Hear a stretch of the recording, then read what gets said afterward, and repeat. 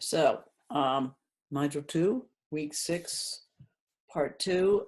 This is will not be as long as the last lecture, and it's just, I think, a primer on behavioral change, and as designers, how does that move into what we're trying to do, particularly when we think about community engaged design and green design. So,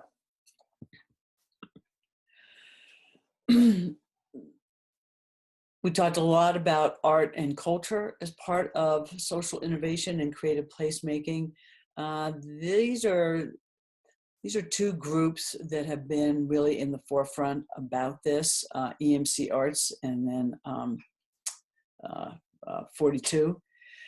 So I was just going to share with you some of their thoughts, but this idea of social innovation, behavioral economics, and social policy as a way to really look at creating a movement and scaling change. And the thing that, this is just a nice simple diagram from EMC Arts. It really talks about the shifting dynamics and shifting roles. And this is important for us as designers because it requires us to shift our roles if we are to be dynamic and if we are to make a difference. And so moving from a hierarchy to networks, particularly that's great in terms of green infrastructure because it's all about energy systems and networks.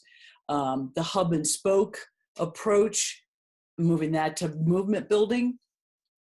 The idea of leader or designer as competitive hero to leader as collaborative host. And although we have not talked a lot about collective impact as an approach, this is very much that collective impact concept. Artists alone in a studio, designers alone in a studio, architects, landscape architects, or artists, architects, landscape architects together in a community. And then most importantly that I want to sort of focus on is this idea of moving away from strategic planning to working in complex adaptive systems. And that's the crux of what we're going to be chatting. For this aspect, there's two approaches we're going to look at. One is with Ideas 42 and Ted Robertson. He's coming from this from a behavioral sciences perspective. He works on strategy and application of behavioral science to healthcare, city government, and national civics. So his experience crosses government, nonprofit, for-profit sectors. And recently, he's joined as a visiting scholar the Harvard Kennedy School of Government, which has a program of civic innovation and practice, really trying to look at how we can move the needle on a lot of issues, particularly as they relate to people-centered design, public health, and sustainability. And so what Ideas 42 looks at is this notion of behavioral science to design scalable solutions for some of society's most difficult problems. So this sort of notion that we've got design, we've got society, and in the middle there's programs, products, and policy. Why aren't a lot of the really great ideas that everyone is coming up with, and particularly if you take a look at sustainability, why isn't it scaling? What are we missing? And so his process looks at a behavioral mapping process. And this diagram is linear and iterative in his approach. He looks at defining the problem as this sort of stating the problem, disentangling presumptions that may be making it difficult to really figure out what is the problem, looking at capacity and scalability as part of that, defining that problem. From there, saying, okay, I've gone through that process now. I, in fact, have defined the problem. And now I can start to look at a diagnosis of what can I do to fix that. And that process for him looks at behavioral mapping It looks at hypothesized bottlenecks. So his whole notion is that, you know, we can't disseminate these broader issues because of this bottleneck. It really slows everything down, slows that process down, makes it difficult for anything to happen. And then this sort of context reconnaissance he talks about. So this is his sort of way of developing the solution, which he's calling more a diagnosis than he is a solution, which coming from the health sciences, I think there's a lot to be said for that. Then moving on and saying, okay, actionable bottlenecks. How do we kind of move this through, get rid of those bottlenecks, get into the design of whatever this thing might be. If need be, go back, it is iterative, find another bottleneck, kind of move that through the system. Or if none of that, if that diagnosis isn't working, let's go back and redefine the problem, because maybe we haven't really gotten to the root of what that problem is. In the design phase, the intervention concept, determining the feasibility of that concept, and then polishing that intervention and really redefining it or refining it. And then coming out with a scalable intervention, testing the model, looking for clarity of outcomes, looking at any side effects that we think may be coming out of it, and then coming up with a robust experiment and then moving it forward. So it's an interesting, you know, I think it's a great thing to think about as you are developing your strategies and we start to think about the community, how it moves into the idea of sustainable design. And then this next one is really about adaptive strategies and what are adaptive strategies. And adaptive strategies look at complex situations and say in the past, a complex situation has a plan that over time goes through these different steps, inputs, activities, outputs, outcomes, and then what is the eventual impact? Did it work? And what this approach says, well, that looks nice and clean, but the reality is it's this. It's all over the place because they're complex situations. They're not linear. They're not on this clean little trajectory, even though we want it to. And it's why a lot of policies come out with the best intentions and then they just go array. The situations and the systems are too complex. You get this, and it doesn't work for anybody. Or you get this, and it doesn't work either. So an adaptive strategy looks at the idea of disorder and trying to make sense out of it, and being able to think about these 4 quadrants within which built environments are and how we engage the community and how we move a design forward. There's the obvious. It's chocolate chip cookies. I know how to make them. It's a pretty straightforward recipe. Nothing too complicated. Some people may say so, but for the most part, it's not. Building a rocket ship, a little more complicated, really complicated, but it's still a linear process. We know all the steps involved.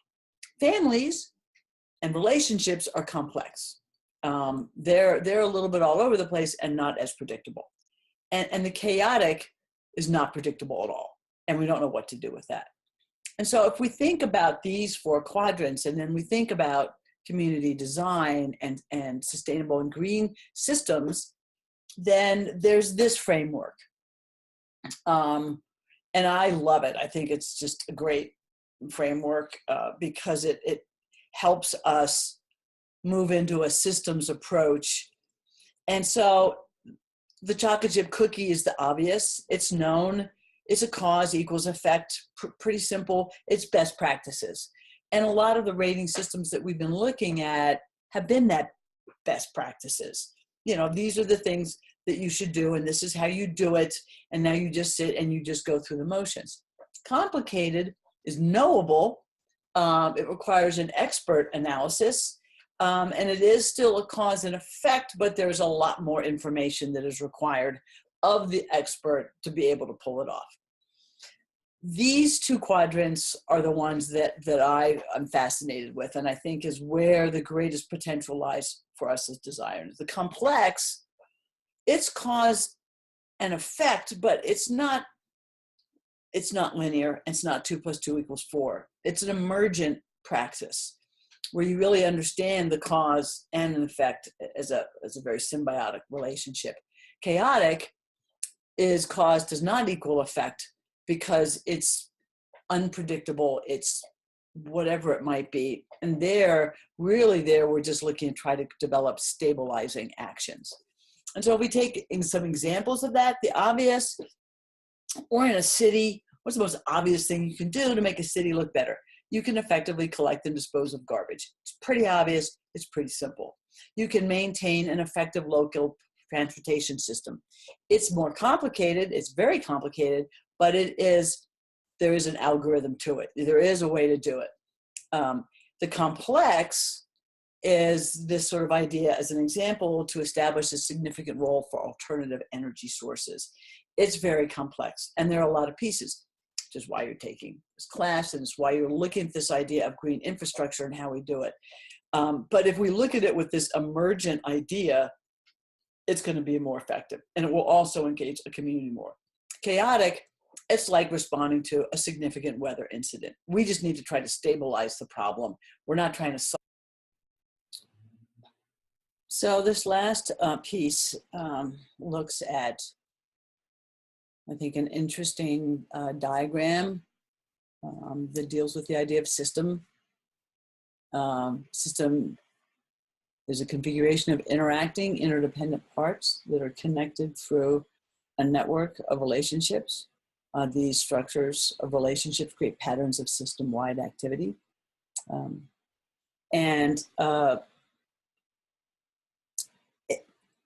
When we think about our role as landscape architect, as designer, as architect, as planner, I think this is a great little model, which really talks about the idea of systemic thinking. And it takes the iceberg, and it talks about, transformative change happens at the bottom of the iceberg. But we spend so much time, I think about particularly these days, at this event. What just happened? I caught a cold. So we react to events, but we're only reacting as a behavioral pattern. Just a reaction to something isn't transformative change. This next level down then is the idea of patterns and trends. What trends have there been over time? I've been catching more colds when sleeping less.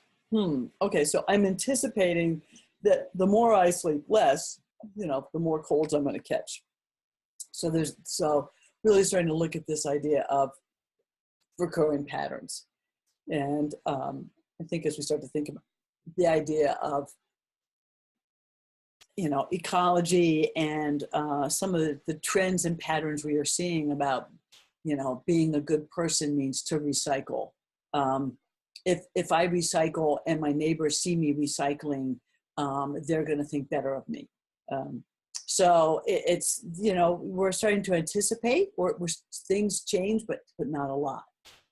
Then underlying structures or design is sort of where we can design new and change driving structures. So underlying structures, what has influenced the patterns? What are the relationships between the parts? The more stress at work, not eating well, difficulty accessing healthy food near home or work also makes me have more colds. And those are an underlying structure to my life, as opposed to a pattern or a trend of just not getting enough sleep. There's an underlying cause as to why I'm not getting enough sleep, and it's because of all of these underlying structures. And so as we get into design, that's a really great place to be as we think about what we're doing in the community. Why aren't they embracing these things? And then the last one is that transformative change. And it's at this level where we can transform prevailing mindsets. What assumptions, beliefs, and values do people hold about the system? What beliefs can keep the system in place?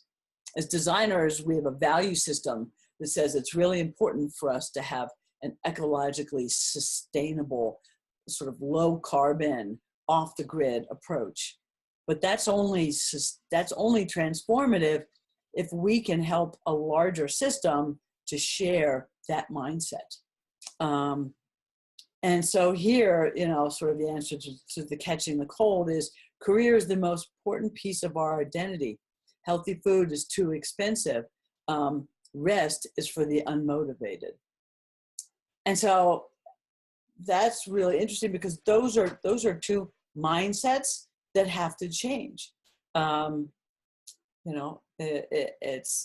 it becomes really interesting when you use the iceberg to think about why is it that we're not moving the needle on things. So it's a cool little model. I love it.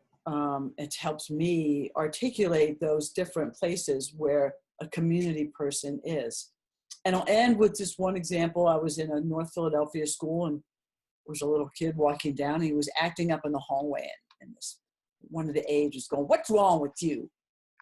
And one of the other aides there said, "Now remember, it's not so much what's wrong with him, but what happened to him that day to make him feel so angry."